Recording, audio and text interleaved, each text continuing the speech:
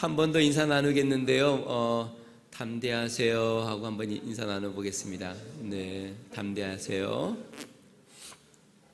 사람은 누구나 행복한 삶을 살길 원합니다. 그리고 행복한 삶을 살기 위해서는 삶을 즐기는 태도를 가져야 합니다. 만약 삶을 즐기지 못하고 삶에 끌려달린다면 그 삶은 행복한 삶이 아니라 고통스럽고 괴로운 삶이 되는 것이죠.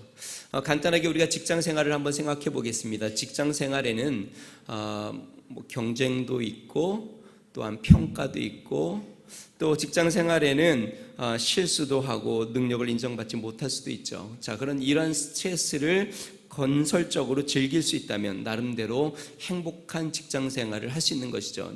그러한 경쟁에서 자신을 개발하고 또한 부족하면서 자신의 부족한 걸 채우려고 힘쓰고 그러한 스트레스를 오히려 자기 발전의 기회로 삼고 또 사람들과 같이 힘을 모으는 기회로 삼는다면 직장 생활이 단지 고통스러운 것이 아니라 직장 생활에서 즐거움과 행복을 찾을 수 있는 것이죠. 그러나 만약에 이러한 스트레스와 문제들에 끌려다닌다면 직장 생활은 괴롭고 힘든 고통스러운 것이 되고 말겠죠. 인생을 롤러코스터와 같다고 이야기합니다. 여러분, 롤러코스터 혹시 놀이공원에 가면 롤러코스터를 이렇게 좀 타세요? 어떤 분은 머리를 막 절레절레 흔들고 어떤 분은 끄덕끄덕하고, 실은 저도 롤러코스터를 거의 안 타는데요. 롤러코스터는 열차하고는 좀 다르죠. 모양은 거의 같아 보여요. 열차처럼 똑같이 생겼죠. 레일 위에 바퀴가 있고 그 다음에 칸칸이 연결이 되어서 달려가는데 차이는 뭘까요? 열차는 한 방향 앞으로 계속 직진을 하고 거의 비슷한 속도로, 물론 출발할 때와 멈출 때 좀 다르지만 그래도 거의 예측 가능한 경로로 비슷한 속도로 계속 달려갑니다. 근데 롤러코스터는 어떨까요? 예측 가능하지가 않습니다. 꼭 이렇게 직선으로 가는 것이 아니라 곡선으로도 가고 위로도 올라갔다가 내려가기도 하고 속도가 느려졌다가 빨라지기도 하고 옛날에 제 롤러코스터를 그 이후로 거의 안 탄 것 같은데 타본 기억으로 생각해 보면 롤러코스터가 이제 올라가는데 올라갈 땐 굉장히 천천히 올라가더라고요. 탁탁탁탁탁탁탁 그럴 때마다 마음이 긴장감이 조금씩 이렇게 막 차오르죠. 그 다음에 끝까지 딱 올라가면 잠깐 멈추는 듯 있습니다. 그러다가 갑자기 그냥 밑으로 곤두박질하면서 확 떨어지는 그 순간 심장이 쿵 하듯이 떨어져 가죠. 롤러코스터는 그 일정 예측 가능하지 않습니다. 한없이 올라갔다가 한없이 떨어지고 천천히 올라갔다가 급하게 떨어지고 그 다음에 갑자기 거꾸로 막 회전하기도 하고 그 다음에 쓰러질 듯이 빙빙 돌기도 합니다. 정신을 못 차릴 정도로 변화무쌍하고 극도로 긴장감이 되고 손에 땀이 지어지고 탈선한 것처럼 두려워서 온몸에 힘을 주어 손을 꼭 손잡이를 잡아서 온몸이 쑤시기까지 하죠. 자, 그런데 신기한 거는요, 저희 막내가 이 놀이공원에서 그런 거 타는 걸 되게 좋아하더라고요. 어떤 분들은 이것을 굉장히 즐깁니다. 한번 용기를 내어 한번 타고 나면 이 공포를 한번 용기를 내어 견디고 나면 그 너머에 뭐가 있을까요? 짜릿함이라는 것이 있습니다. 한번 그것을 겪고 나면 짜릿한 마음이 듭니다. 물론 그 다음에 또 한번 타려고 하면 또 그 다음에도 두려운 마음이 있는데 처음보다는 두려운 마음이 조금 덜하죠. 그리고 또 타고 나면 또 짜릿함을 경험하고 그 다음에 또 한번 용기 내는 것은 좀 더 쉽죠. 그리고 그 다음에 좀 더 쉽고 계속 그것을 타다 보면 어떻게 되냐면 이제는 크게 두렵지 않고 즐기게 되는 거죠. 그것을 즐기는 사람들은 그래서 손을 놓고 손을 들고도 타고 처음에는 눈을 감고 탔는데 이제 눈을 뜨고 주위를 살펴보기도 하고 다른 사람들은 어떻게 하는지 관찰도 하고 주변의 풍경도 보고 그러면서 즐기며 탑니다. 여러분, 우리 인생은 롤러코스터와 같습니다. 우리 인생이 예측 가능하지가 않아요. 앞으로 어떤 일이 일어날지 우리가 예측하기 어렵다는 것이죠. 때로 올라갈 때가 있고 곤두박질 칠 때가 있습니다. 극도로 긴장할 때가 있고 정신없이 내달릴 때도 있습니다. 무섭게 달릴 때도 있고 탈선할 것처럼 두려울 때도 있습니다. 자, 그런데 이러한 인생에서 용기를 내고 또 용기를 내면 점점 이 인생을 즐길 수 있게 되고, 거기에서 인생이 즐겁고 행복하다라는 마음들을 갖게 되는 것이죠. 그리고 우리가 기억해야 될 게 있습니다. 여러분, 저를 보십시오. 내가 원하든 원하지 않든 우리는 인생이라는 롤러코스터를 지금 타고 있습니다.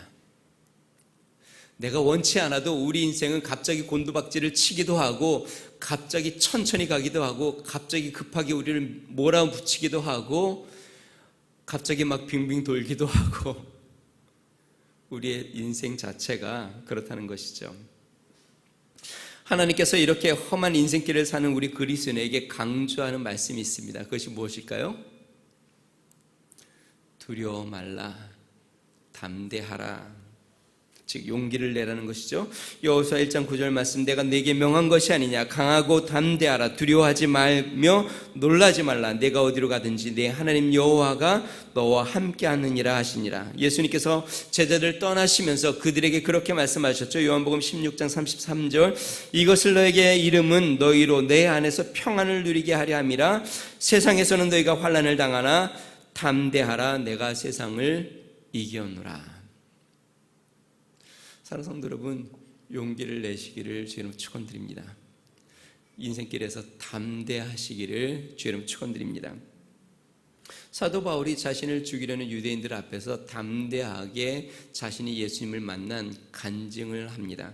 그뿐만 아니었죠. 실제로 사도 바울은 선교여행을 하면서 가는 곳곳마다 담대하게 복음을 전했습니다. 어떤 지역에서는 돌을 던졌고, 어떤 지역에서는 감옥에 갇혔고, 어떤 지역에서는 무리들이 바울을 비방하였고 쫓겨나 도망치기도 하였는데, 바울은 가는 곳곳마다 담대한 마음을 갖고 복음을 전했습니다.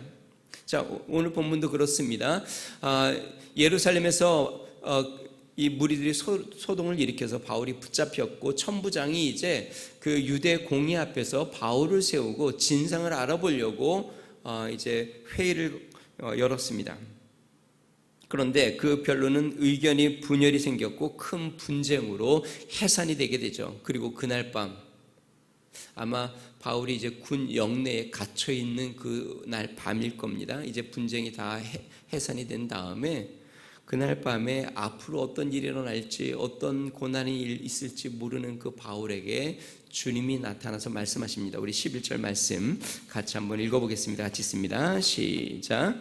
그날 밤 주께서 바울 곁에 서서 이르시되 담대하라, 내가 예루살렘에서 나의 일을 증언한 것 같이 로마에서도 증언하여야 하리라.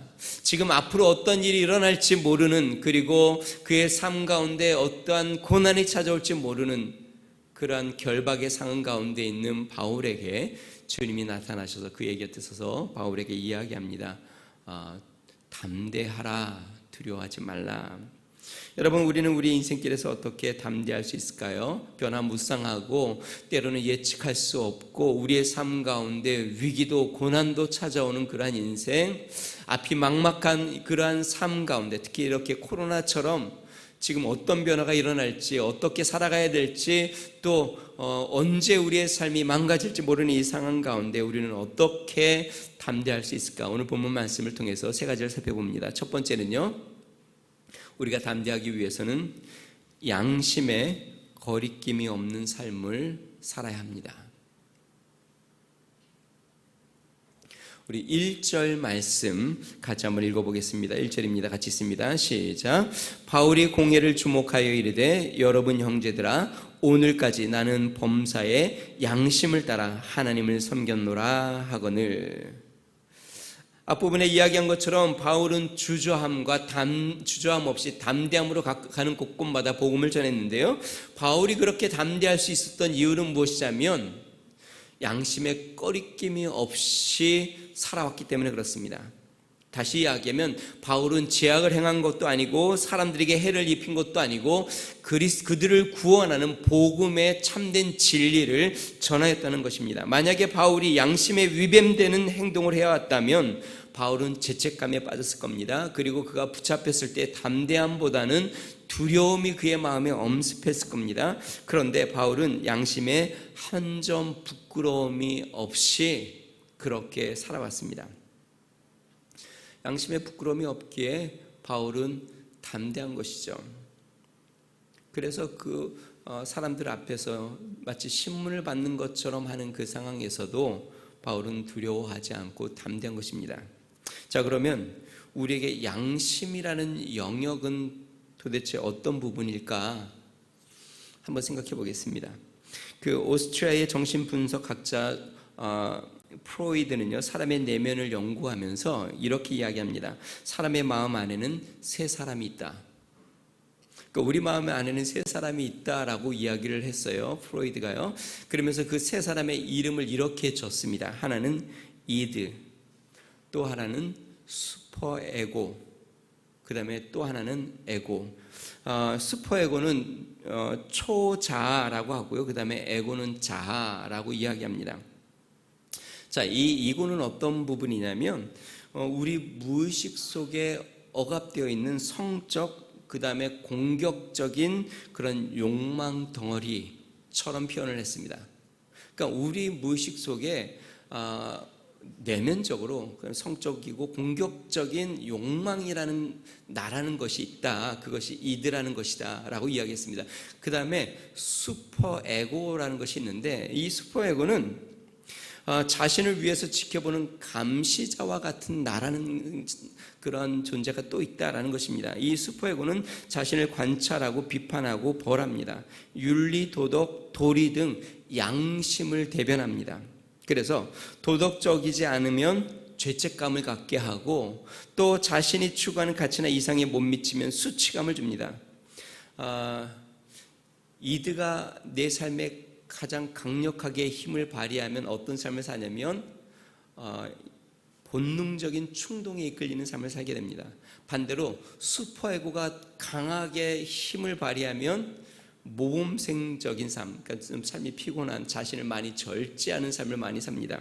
자, 세 번째 자신이 있는데요, 에고, 자아라는 것이 있는데, 이 자아는 이드와 슈퍼에고, 그 다음에 내가 처한 환경에서 절충점을 찾는 중재자 역할을 한다고 합니다. 그러니까 이런 거예요. 내 마음에 뭔가 아주 정욕을 추구하는 마음도 있고, 또 내 안에 그러면 안 돼라는 윤리적이고 또 양심적인 마음도 있는데, 에고라는 자아라는 것이 그 가운데 나의 환경과 이 사이에서 절충점을 찾아 무엇을 어떻게 할지를 결정하게 한다라는 것이에요. 그래서 예를 이런 걸 들었어요. 어떤 사람이 자기 친구 여인을 보았는데 그 친구 여인을 보면서 사랑에 빠졌어요. 이러한 마음, 이러한 욕망은 이드에서 발생했다라고 이야기를 합니다. 그런데 슈퍼 에고는 여기 내 마음속에서 이렇게 이야기합니다. 그건 안 돼, 윤리적으로 옳지 않아 라고 슈퍼 에고는 얘기한다는 것이에요. 그러면 내 안에 에고라는 자아라는 것이 이 두 가지 사이에서 중재를 합니다. 어떻게 중재를 할까요? 그래, 그렇다면 그냥 멀리서 바라보는 것으로 만족하자. 이렇게 이야기한다는 거예요. 이것이 이제 프로이드가 이야기하는 이제 사람 내면에 대한 것인데, 여기서 슈퍼에고를 양심이라는 부분을 이야기하고 있습니다. 자, 성경은 뭐라고 이야기할까요? 성경은 욕망에 끌리는 이것에 대해서 뭐라고 얘기하면 타락한 육체의 소욕이라고 이야기합니다. 우리의 육체의 소욕, 죄성을 갖고 있는 육체의 소욕이라고 이야기하죠. 그리고 이 프로이드와 좀 다른 이야기를 합니다. 프로이드는 양심은 윤리적이고 선한 것이라고 이야기했는데요, 성경은 양심이 항상 옳다고만 이야기하지는 않습니다. 베드로 사도가 이렇게 이야기했습니다. 베드로전서 3장 16절에요. 선한 양심을 가지라. 이는 그리스도 안에 있는 너희의 선행을 욕하는 자들로 그 비방하는 일에 부끄러움을 당하게 하려 함이라. 선한 양심을 가져라. 이 말은 무슨 말일까요? 선하지 않은 양심도 있다는 것일까요? 네, 양심이 항상 선하지만은 않다는 것이에요. 여러분, 양심이라는 것은요, 다 똑같을까요? 모든 사람이?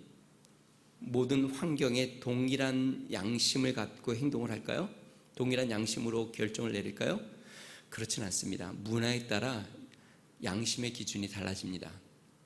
어느 문화에서는 사람을 먹는 것이 그렇게 전혀 양심에 거리키지 않는데 대부분의 문화는 그렇지가 않아요. 어떤 문화에서는 옷을 벗고 사는 것이 양심에 전혀 거리키지 않는데 어떤 문화에서는 그게 죄가 되기도 해요. 양심의 가책을 받아요.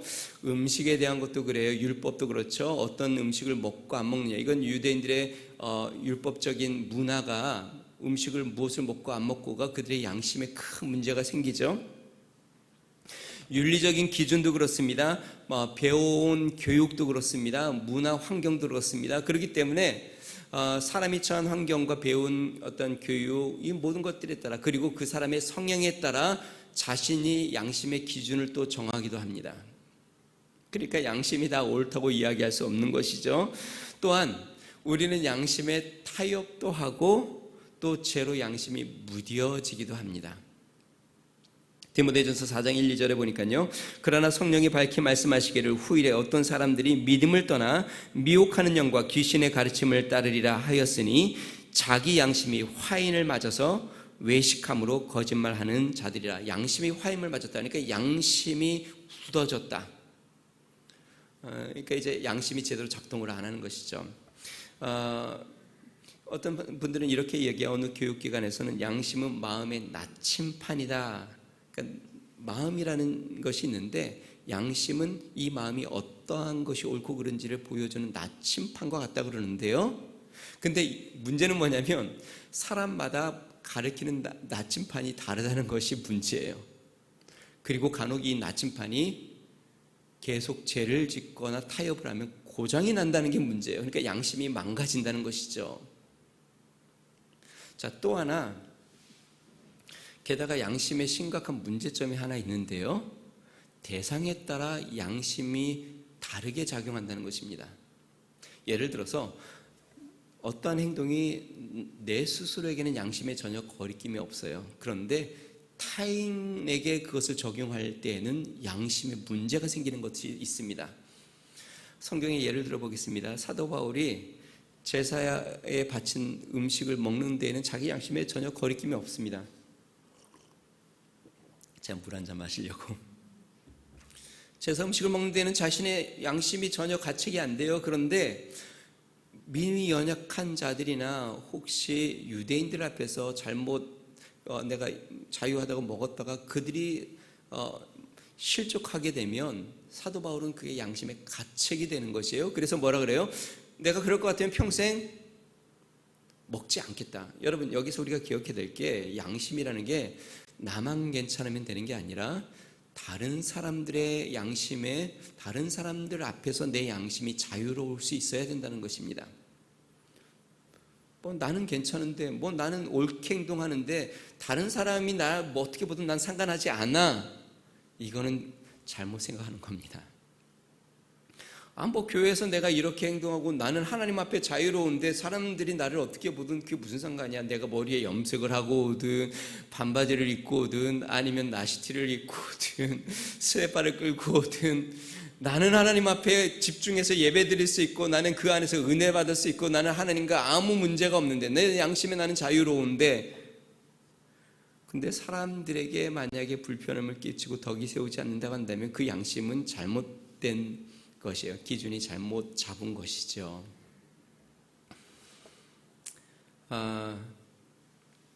자, 그러면 우리는 우리의 양심은 누구에게 맞추어야 할까요? 자신에게 맞춰야 될까요? 사람에게 맞춰야 될까요? 우리의 양심은 우리의 최고 기준이요 바른 심판의 기준인 하나님께 맞춰야 합니다. 여러분, 안 믿는 사람들 한번 전도해 보세요. 정말 선하게 착하게 사는 사람들도 많습니다. 어쩌면 믿는 사람들보다 선을 많이 행하는 사람들도 많습니다. 사회적으로 정말 칭찬과 존경을 받는 사람들도 많습니다. 그들은 자기 양심에 떳떳하고 다른 사람들에게도 떳떳합니다. 난 진짜 내 삶에 한 점 부끄러움이 없다고 얘기할 정도로 그렇게 살아갑니다. 그런데 하나님 앞에 그 양심이 올바를까요? 하나님은 그들을 옳다고 이야기할까요? 그거는 문제가 있죠. 예수님께서 유대인들에게 이렇게 이야기했어요. 마태복음 5장 21절 22절 옛사람에게 말한 바 살인하지 말라 누구든지 살인하면 심판을 받게 되리라 하였다는 것을 너희가 들었으나 나는 너희에게 이르노니 형제에게 노하는 자마다 심판을 받게 되고 형제를 대하여 나가라 하는 자는 공에 잡히게 되고 미련한 놈이라 하는 자는 지옥불에 들어가게 되리라. 우리 하나님의 기준은 사람의 기준과 다르다는 것이죠. 다시 이야기하면 우리의 양심은 최고의 권위자이시고 심판의 기준 대신 하나님 앞에 자유로워야 한다는 것입니다. 사도 바울은 오늘 본문 1절에서 이렇게 이야기합니다. 1절에 뭐라고 이야기했습니까? 오늘까지 나는 범사에 양심을 따라 그 다음에 뭐라 그랬어요? 하나님을 섬겼노라. 실제로 사도 바울이 다메섹 사건 이전까지 그 전까지도 양심의 거리낌이 없는 삶을 살았습니다. 그것이 믿는 사람들을 잡아 죽이는 것이 올바른 일이라고 생각했고 그래서 그 일에 힘써서 자신의 삶을 바쳤습니다. 그러니까 양심의 거리낌이 없었죠. 그런데 하나님 앞에서 그게 잘못됐다는 것을 예수님을 만나고 발견했습니다. 그래서 그 삶을 완전히 바꾼 것이죠. 여러분들은 어떠세요? 양심의 거리낌이 없는 삶을 살고 계세요? 나는 그래 나름대로 열심히 살고 있어. 최선을 다해. 사람들에게 피해를 끼치지 않고 사람들에게 그래도 선을 베풀려고 해. 여러분, 그것만으로 옳지 않습니다. 하나님 앞에서 양심의 거리낌이 없는 삶을 살고 계십니까? 그렇게 하나님을 섬기고 계십니까? 하나님이 주신 나의 생명을 가지고 하나님 앞에 영광을 돌리고 있고 하나님이 주신 재능과 물질을 가지고 하나님을 섬기고 있고 나의 삶이 정말 하나님 앞에 아름답게 드려져 지금 당장 내가 하나님 앞에 쓴다 해도 하나님, 내가 주를 위해 힘쓰다 최선을 다하고 왔습니다 라고 이야기할 수 있는 하나님 앞에 양심의 거리낌이 없는 삶을 살고 계십니까? 내가 열심히 살았어요. 이 세상에서 최선을 다했어요. 그런데 주님 앞에 섰을 때 주님 앞에서 한 것이 하나도 없어요. 주님 앞에 양심에 부끄럽고 죄스러워요. 그러면 결국 우리 하나님 앞에 그것으로 심판을 받는 것이죠. 사도 바울은 그렇게 이야기하죠. 내가 자주 말씀드리지만 디모데 후서에서 이제 나의 떠날 시간이 가까웠다. 나는 믿음의 싸움을 다 싸우고 믿음의 경주를 끝까지 달렸으니 이제 나에게는 생명의 면류관이 예비되어 있다. 다시 이야기하면 나는 주님 앞에 양심의 거리낌이 없다. 나는 최선을 다했다. 주님 앞에 양심의 부끄러움이 없다. 여러분, 언제 우리가 담대한 삶을 살 수 있을까요? 하나님 앞에 부끄럽지 않을 때 내 양심에 우리는 험한 세상에서도 두렵지 않고 담대할 수 있습니다. 베드로와 요한이 복음을 전하다가 유대인들에게 붙잡혔죠. 그래서 유대 지도자들에게 신문을 받습니다. 왜 예수의 이름으로 복음을 전하냐? 다시 전하지 말라 그랬더니 이전에는 죽음이 무서워서 도망치던 이 베드로와 요한이 이렇게 이야기하죠. 사도행전 4장 19절 베드로와 요한이 대답하여 이르되 하나님 앞에서 너희의 말을 듣는 것과 하나님의 말씀을 듣는 것보다 옳은가 판단하라. 너희의 말을 듣는 것이 하나님의 말씀을 듣는 것보다 옳은가 판단해라. 다시 이야기하면 나는 지금 하나님 앞에서 옳은 양심대로 행하고 있다. 그러니까 베드로와 요한이 이제는 두려움이 없는 거죠. 왜? 생명의 주관자이신 하나님 앞에 내가 양심에 부끄러움이 없고 주님이 내 생명을 주관하고 계시다는 것을 알기에 담대한 것이죠. 사랑하는 성도 여러분, 하나님 앞에 담대하시기를 주님 축원드립니다. 하나님 앞에 내 양심에 부끄러움이 없는 삶을 사시기를 주의 이름으로 축원드립니다. 내가 하나님 앞에 지금 섰을 때에도 하나님, 내가 주를 위해 힘쓰고 충성하고 있습니다. 충성하다 주님 앞에 갑니다 라고 고백할 수 있는 그러한 삶을 사시길 바랍니다. 그러면 우리는 이 세상 가운데 담대함을 얻습니다. 자, 두 번째, 우리가 담대한 삶을 살기 위해서는요, 지혜로워야 합니다. 우리 6절 말씀을 같이 한번 읽어보겠습니다. 같이 읽습니다. 시작. 바울이 그 중 일부는 사두개인이요 다른 일부는 바리새인인 줄 알고 공회에 외쳐 이르되, 여러분 형제들아, 나는 바리새인이요 또 바리새인의 아들이라. 죽은 자의 소망 곧 부활로 말미암아 내가 신문을 받노라. 사도 바울이 공회에 신문을 받는데요, 이렇게 무리를 보니까 무리가 두 파로 나뉘어져 있어요. 하나는 사두개인이고 하나는 바리새인들이에요. 그런데 이 두 파는 항상 자주 다투어요. 어떠한 신학적인 문제, 어떠한 종교적인 문제로 다투냐면 부활, 천사, 영에 대한 문제로 다투어요. 사두개인들은 어떤 사람들이냐면 천사는 없다, 영은 없다, 그러니까 영적인 세계는 없다, 그러니까 물질적인 세계만이 이제 전부라는 것이죠. 그리고 그러니까 어떻게 해요? 죽음 후에 부활도 없는 것이죠. 왜냐하면 영적인 세계가 없으니까, 이 세상이 전부니까. 그런데 바리새인들은 그렇지 않죠. 바리새인들은 부활도 있고 천사도 있고 영도 있고 이러한 믿음을 가진 것이죠. 바울이 이것을 딱 눈치를 채고 지혜를 발휘합니다.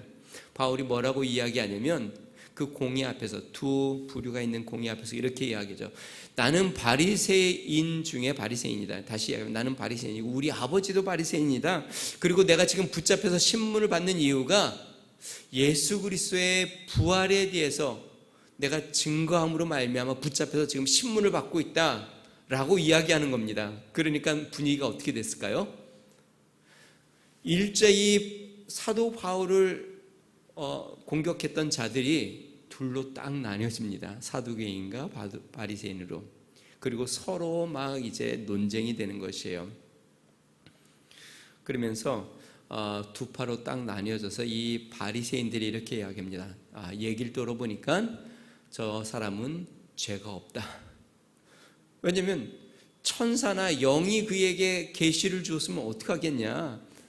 그리고 부활에 대한 믿음은 바른 것이다 라고 하니까 사두개인들은 그것을 인정을 하지 않으니까 이 두 파가 싸움이 일어난 것이죠. 그래서 천부장이 이것을 보다가 이러다가는 안 되겠다 싶어서 해산시킵니다. 다시 이야기하면 사도 바울이 자신을 향한 화살을 이제는 서로 화살을 돌리도록 그렇게 지혜를 발휘했다는 것이죠. 그래서 사도 바울은 담대하게 지혜롭게 이 문제를 해결해 나갑니다. 여러분, 담대하려면 지혜로워야 합니다. 간혹 담대함은 단지 우직한 것이라고 생각할 때가 많습니다. 직선으로만 나가는 것이라고 생각할 수 있습니다. 그런데 담대함에는요, 무엇을 담아야 하냐면 지혜를 담아야 합니다. 담대함은 단지 용기가 아닙니다. 용기에 지혜를 함께 담아야 담대한 것입니다. 예수님께서 험한 세상의 제자들을 파송하면서 뭐라고 말씀하셨어요? 마태복음 10장 16절, 보라 내가 너희를 보냄이 양을 이리 가운데 보냄과 같도다. 그러므로 너희는 뭐같이 지혜롭고 뱀같이 지혜롭고 비둘기같이 순결하라. 다시 이야기하면 양을 이리 가운데 보내는, 세상으로 보내는 게, 너희를 세상으로 보내는 것을 마치 양을 이리 가운데 보내는 것처럼 험하고 무서운 일이 있는데, 그래서 너희에게 내가 이야기한다. 뱀같이 지혜롭고 비둘기같이 순결해라. 지혜, 따라해 보겠습니다. 지혜와 순결. 여러분, 여기에서 순결은 무엇을 의미할까요? 양심, 떳떳함, 내 하나님 앞에서 내 양심에 거리낌이 없이 순결한 삶. 근데 이 순결함만으로 될까요? 아니요, 지혜가 필요하죠. 지혜롭고 순결해야 합니다. 예를 들어 보겠습니다. 여러분 직장에서 순결하시기를 주의 이름으로 축원드립니다.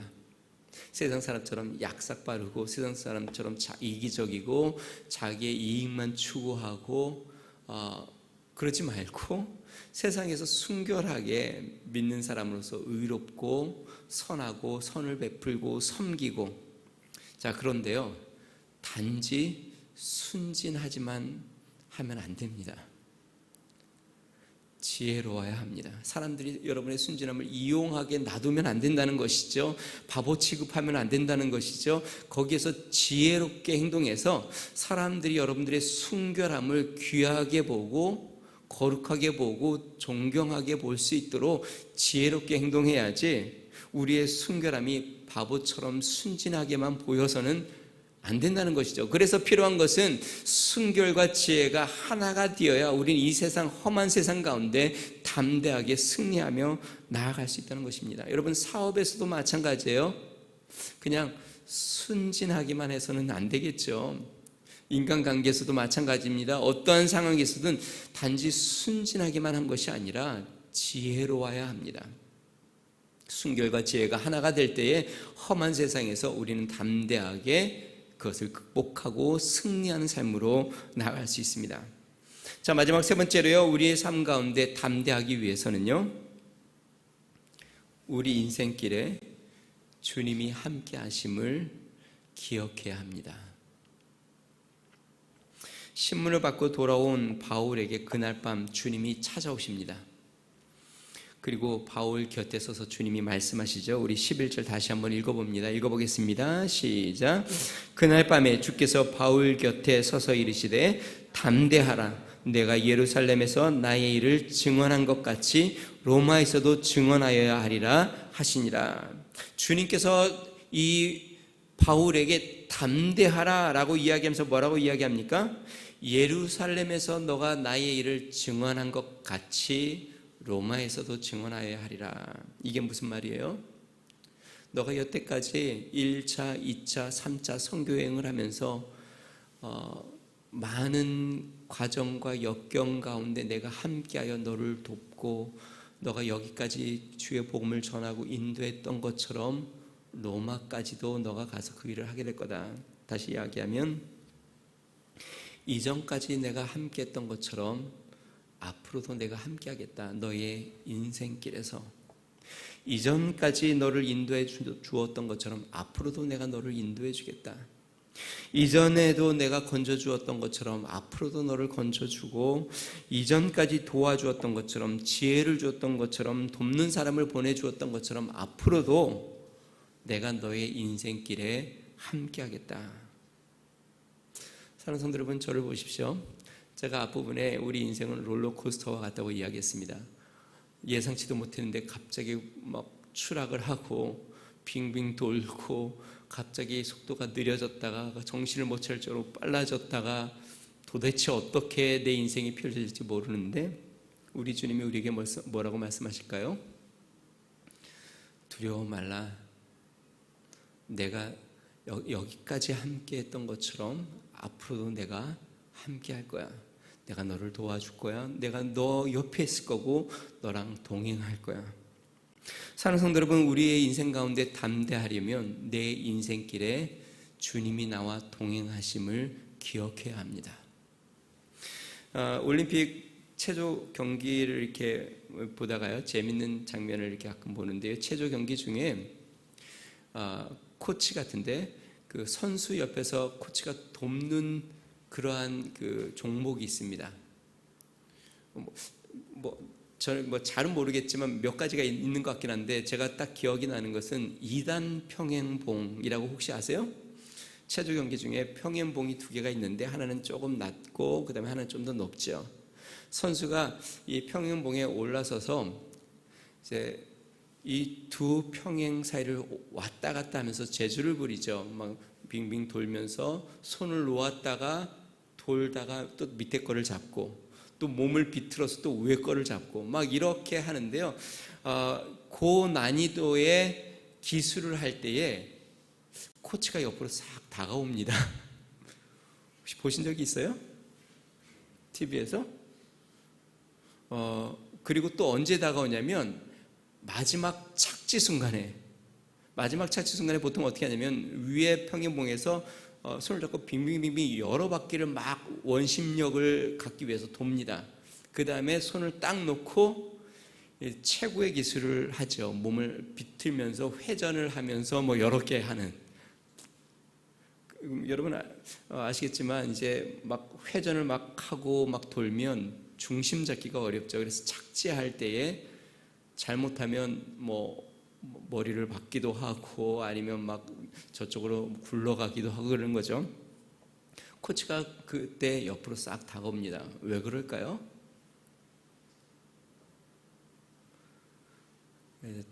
철봉을 놓치고 떨어질 때 몸을 받쳐주려고, 그리고 착지하는 순간 발을 잘못 디딛거나 아니면 중심을 잃을 때 옆에서 도와주어서 크게 부상받지 않도록, 그래서 이 선수들이 용기를 내어 자신의 기술을 마음껏 발휘할 수 있도록 옆에서 대기하고 있는 것이죠. 여러분, 우리 인생에서도 떨어질 때가 있을까요? 떨어질 때가 있죠. 손을 놓칠 때도 있고 방향 감각을 잃을 때도 있습니다. 어디로 가야 할지, 그리고 얼만큼 떨어지는지 낭떠러지로 떨어지듯이 캄캄할 때도 있습니다. 사망의 음침한 골짜기를 다닐 때도 있고, 높은 산과 거친 파도를 만날 때도 있고, 사자굴에 던져지는 것과 같고 또 깊은 물에 빠지는 것과 같은 그러한 시간들을 보내기도 합니다. 그때 우리가 기억해야 될 게 뭘까요? 우리 주님이 옆에서 우리를 바치고 있다는 것을 기억해야 합니다. 우리 인생길에 우리 주님이 동행하고 계시다는 것을 기억해야 합니다. 그래서 또 한 번 용기를 내고 담대하게 나아가는 것이죠. 우리 하나님께서 우리가 완전히 꼬꾸라지도록 내버려 두실까요? 우리가 완전히 망하도록 그냥 손 놓고 계실까요? 아니요. 우리 주님은 피할 길도 내시고 돕는 손길도 주시고, 주님께서는 지혜도 주시고, 때로는 우리를 받쳐주기도 하고 업고 가기도 하고 안아주시기도 하고, 우리 인생길에서 우리와 함께 하시며 말씀하십니다. 또 한번 용기를 내라, 담대해라, 두려워 말아라, 내가 너를 붙잡고 있고 내가 너와 함께하니 또 한번 용기를 내라. 사랑하는 성도 여러분, 담대하시기를 주의 이름으로 축원드립니다. 험한 세상 가운데 주저앉지 마시기를 바랍니다. 우리 인생은 용기를 내면 아름답고 살만한 인생이 됩니다. 용기를 내고 믿음으로 발을 내디디면 하나님의 역사를 경험하고 주의 길이 열립니다. 또 한번 믿음으로 담대하게 발을 내딛고 나아가는 믿음의 성도들 되기 바랍니다. 우리 임주성 집사님이 헌금 때 기도 가운데 그 말씀을 하셨죠. 볼지어다 내가 세상 끝날까지 너희와 항상 함께 있으리라. 우리를 떠나시지 않는 하나님께서 우리 인생길에 떠나시지 않고 영원히 함께 하심을 믿고 담대하게 이번 한 주도 믿음으로 나아가시기를 주의 이름으로 축원드립니다. 우리 같이 찬양하고 기도하겠습니다. 아무것도 두려워하지 말라, 주 너의 하나님이 지켜주시네.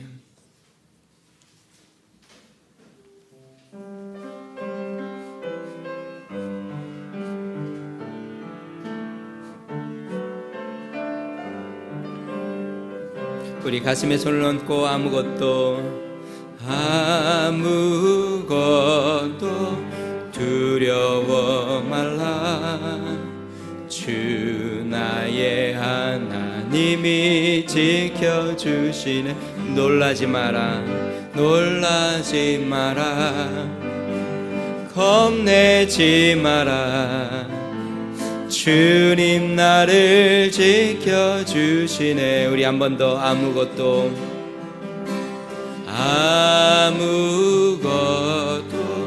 두려워 말라, 주 나의 하나님이 지켜주시네. 놀라지 마라, 겁내지 마라, 주님 나를 지켜주시네. 내 맘이 힘에 겨워 지칠지라도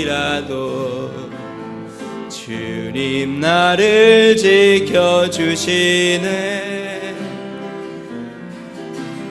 세상의 험한 풍파 몰아칠 때도 주님 나를